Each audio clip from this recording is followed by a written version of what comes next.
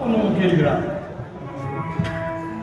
ರಾಜಾದಿ ಕೋಶಗಳನ್ನು ಕಳೆದುಕೊಂಡು ಭಿಕ್ಷಾಟನೆ ಮಾಡುತ್ತಿರುವ ಪಾಂಡವರು ನಾಚಿಕೆ ಇಲ್ಲದೆ ಅರ್ಧ ರಾಜ್ಯವನ್ನು ಕೇಳಲು ದೂತನಾಗಿ ಕೃಷ್ಣನನ್ನು ಕಳಿಸುತ್ತಿರುವುದು ನೋಡಿದರ ಅನಾರಿಗರಂತೆ ಕಾಡಿನಲ್ಲಿ ವಾಸಿಸುವ ಅವರ ಧೈರ್ಯವನ್ನು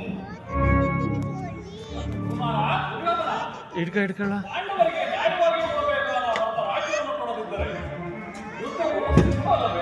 ಯುದ್ಧ ನಾವು ಅದಕ್ಕೆ ಸದಾ ಸಿದ್ಧ. ನಮ್ಮ ಬಳಿ ಹನ್ನೊಂದು ಅಕ್ಷೋಣಿ ಸೈನ್ಯವಿರುವುದು. ಅದರ ಹಿಡಿತಕ್ಕೆ ಸಿಕ್ಕಿದವರು ಓದಿಸಿದ ಕಾಲಿಗೆ ಸಿಕ್ಕಿದ ಬಾಡಿ ಹಣ್ಣಿನಂತೆ ದುಶ್ಯಾಸನ ಪಾಂಡವರ ರಣಯಜ್ಞವನ್ನು ಪಾಲಿಸಲು ಸರಿಯಾದ ಕರ್ಮೋಪದೇಶಕನಾದ ನಮ್ಮ ಅಂಗರಾಜನಾದ ಕರ್ಣನಿಲ್ಲವೇ? ಪೂಜ್ಯ ಭೀಷ್ಮರು ಅನುಗುಲಿಗಳಲ್ಲಿ